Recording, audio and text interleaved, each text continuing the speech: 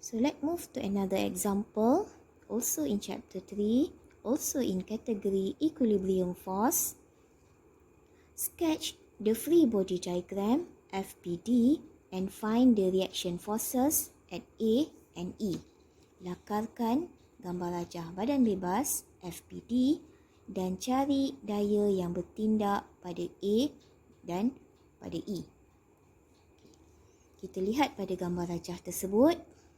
Sebelum ini, pada contoh-contoh yang lepas, kita telah melihat bagaimana untuk mencari daya yang bertindak pada support sekiranya concentrated load atau beban tumpu dikenakan pada beam.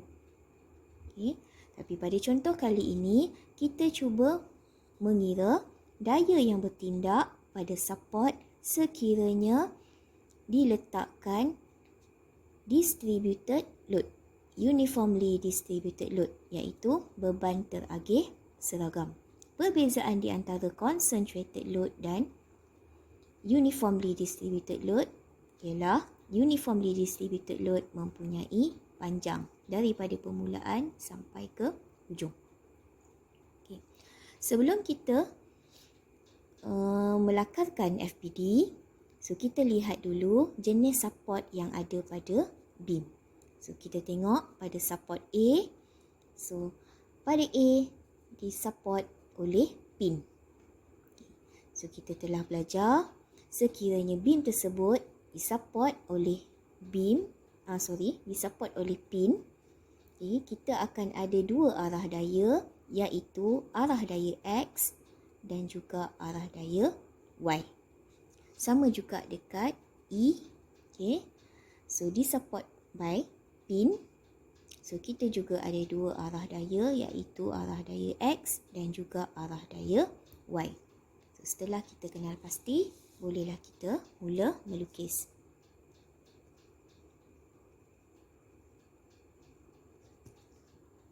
So first step, free body diagram. Kita lukiskan bentuk beam.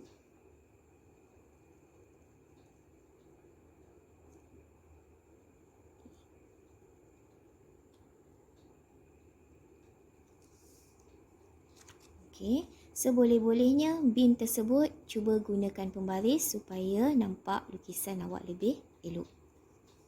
Kemudian kita akan lukiskan apa yang ada pada beam tersebut. Baik, kita tengok pada kawasan A. Kawasan A ada support by pin. So kita tahu dia ada dua arah daya, iaitu AY dan AX. Kemudian di antara A kepada B, kita ada distributed load, uniformly distributed load, iaitu sebanyak 2 kN per meter. Awak boleh lukiskan distributed load sama seperti dalam gambar rajah ini, atau untuk lebih mudah, kita gunakan separuh bulatan. 2 kN per meter di antara A dan juga B. Kemudian pada kawasan C, kita ada concentrated load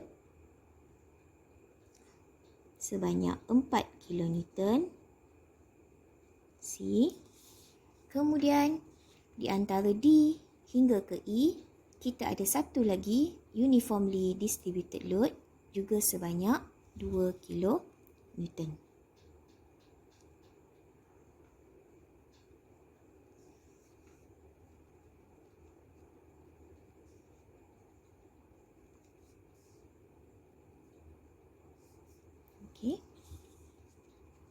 Kemudian pada E, kita ada pin. So kita tahu ada dua arah daya, iaitu EY dan juga EX. Kemudian kita tuliskan jarak setiap beam tersebut.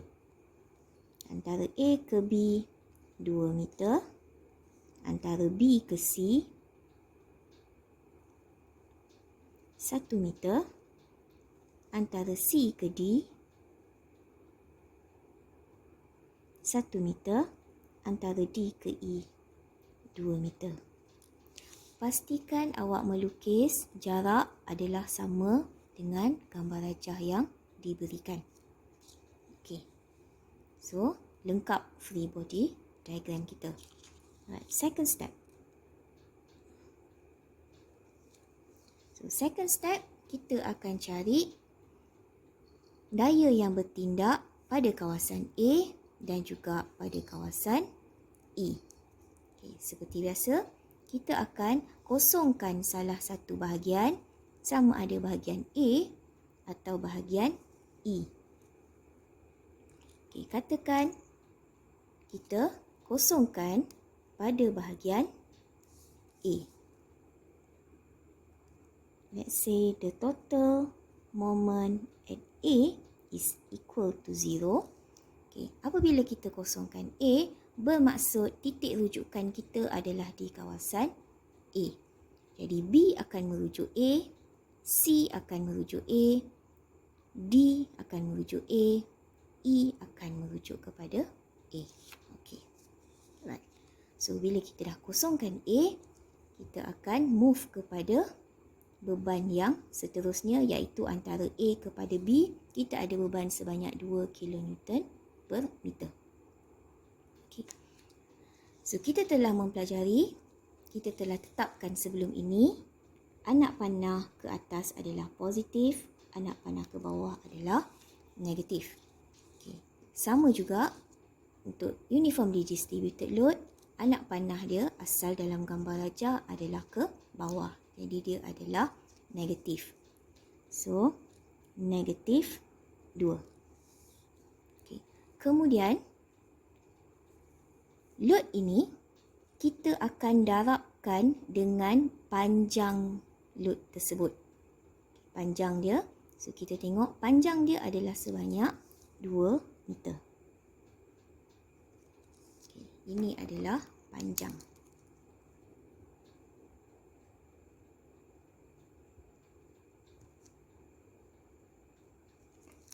Panjang load.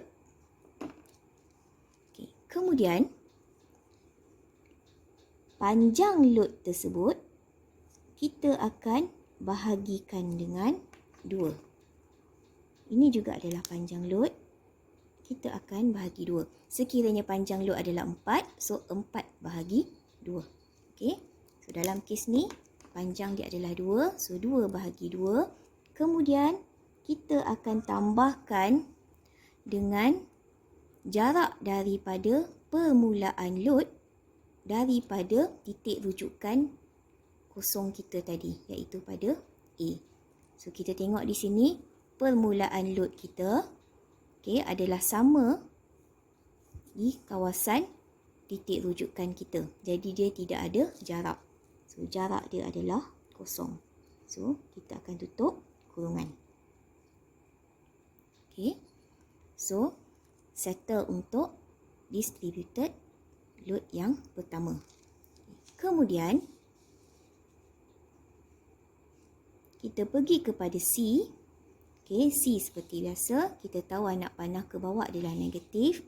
So, negatif 4. Kemudian, dia tidak ada panjang seperti uniformly distributed load. So, kita hanya darabkan dengan jarak daripada C ini ke titik rujukan kita, iaitu A. So, jarak dia adalah 3 meter. So, kita darabkan dengan 3. Okay. Kemudian, kita move lagi.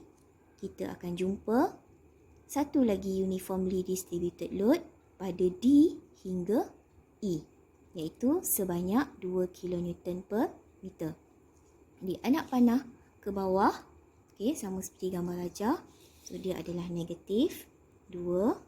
Okay. Kemudian, sama seperti tadi, kita kena darabkan dengan panjang load tersebut, iaitu 2 meter. Okay. Kemudian, panjang load ini tadi, kita bahagikan dengan 2. Okay. Kemudian, kita akan tambahkan dengan jarak daripada permulaan load kita kepada kawasan titik rujukan kita, iaitu kosong ini tadi, pada A. So, jarak permulaan sampai kepada A adalah 4 meter. Kita kena tambahkan dengan 4. Okey. Kemudian, habis, kita jumpa EY. So, EY adalah positif kerana anak panah adalah ke atas. EY. Dan jarak daripada EY ke titik rujukan kita iaitu A adalah 2, 3, 4, 6. So, 6. Okey. So, saya akan terangkan lagi sekali macam mana untuk mengirakan uniformly distributed load. Okey. Nilai load kita. Okey, nilai load kita. Kita akan darabkan dengan panjang load tersebut. Okey. Kemudian panjang tersebut kita akan bahagi 2. Kemudian kita akan tambahkan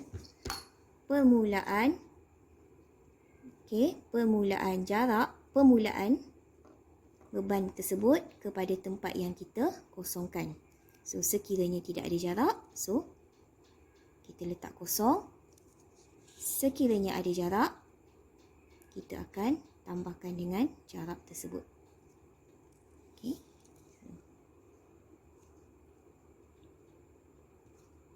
Jarak permulaan load ke titik rujukan kosong.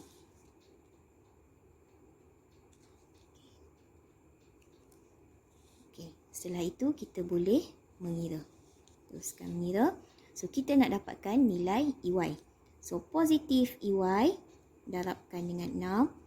Kita akan bawa pergi ke sebelah kiri menjadi negatif 6 EY. Yang lain kita akan kekalkan, iaitu negatif 2, 2. Okey, 2 bahagi 2 tambah kosong. Tolak 4 darab 3. Tolak 2 darab 2. 2 bahagi 2 tambahkan dengan 4. Okey, kita selesaikan.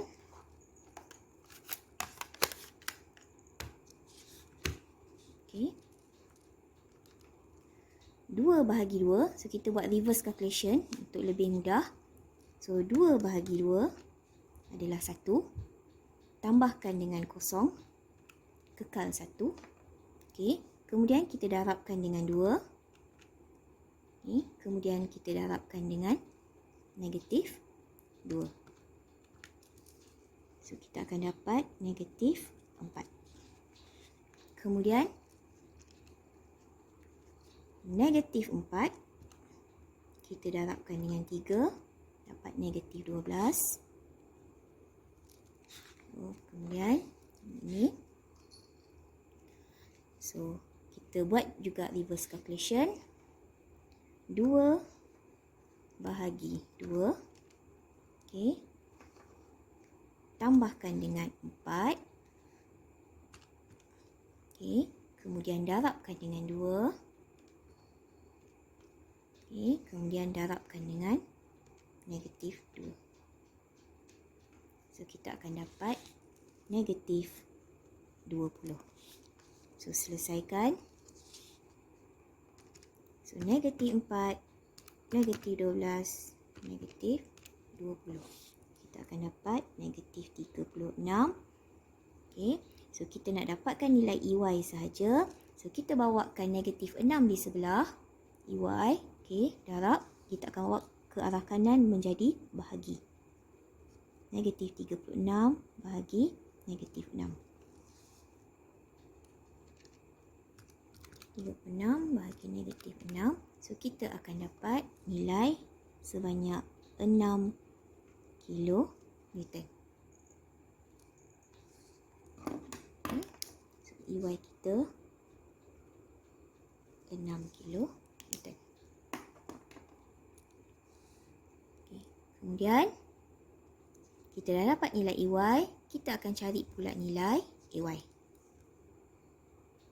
So, bila kita nak cari nilai AY, kita akan buat penjumlahan daya arah Y. So, senaraikan semua daya-daya arah Y yang kita ada. Yang pertama kita ada AY, positif sebab anak panah ke atas. Kemudian, kita ada 2 kN per meter. Okey, anak panah ke bawah. Okey, maka negatif.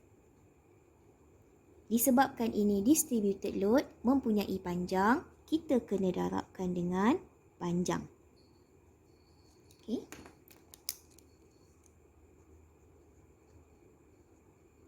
Panjang load. Okay. Kemudian, pada C, kita ada 4 kN anak panah ke bawah iaitu negatif 4. Kemudian, antara D ke E kita ada uniformly distributed load anak panah ke bawah.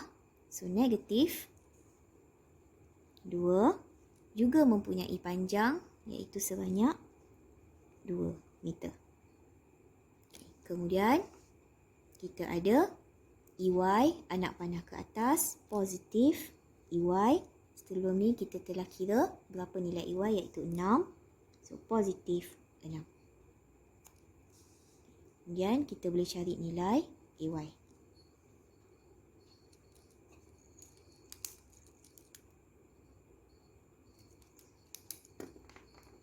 So, AY, kita akan bawa pergi ke sebelah kiri menjadi negatif AY. So, yang lain kekalkan.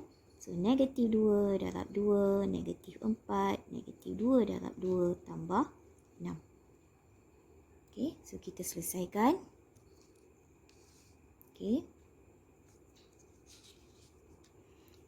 Negatif 2 darab 2, negatif 4. Negatif 4, negatif 2 darab 2, negatif 4, tambah 6. So, kita kira negatif 4, negatif 4, negatif 4, plus 6. Okey, so kita akan dapat negatif 6. Disebabkan AY kita juga ada negatif, so kita boleh potong menjadikan AY sama dengan 6 kN. Okey. So, disebabkan kali ni kita ada daya arah X. Okey. So, kita kena buat penjumlahan daya arah X. Itu jumlah daya arah X sama dengan 0. Okey. Walaupun nilai AX sama dengan 0 dan juga EX sama dengan 0. Okay, walaupun tidak ada nilai, tetapi kita kena letakkan sebab ia menunjukkan beam tersebut disupport oleh pin. Okay, walaupun daya dia adalah 0. Kita kena tuliskan. Okay. Bila dah habis, kita cek jawapan kita betul atau tidak. Okay. So, AY kita tadi adalah 6 kN. Okay, so, kita cek jawapan kita. So, AY 6 kN. Jawapan adalah 6 kN. So, betul. Kemudian, EY kita dapat 6 kN.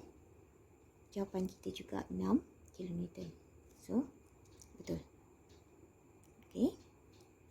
Salah satu cara lagi untuk cek, untuk kita tahu betul atau tidak beam tersebut berada dalam keseimbangan daya. Okay. Saya telah beritahu sebelum ini, load di atas mesti sama dengan force di bawah, nilai dia. Jadi, A tambahkan dengan E, 6 tambah 6 adalah 12. So, nilai yang di atas ini kita akan kira. Dapat tidak 12? So, 2 untuk uniformly distributed load, 2. Kita kena darabkan dengan panjang, 2. So, 4. Kemudian, kita tambahkan dengan daya pada C, iaitu 4, 8.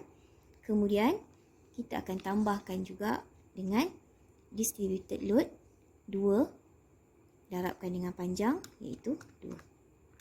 So, kita akan dapat jawapan yang sama iaitu 12. Maka bim kita berada dalam keadaan seimbang.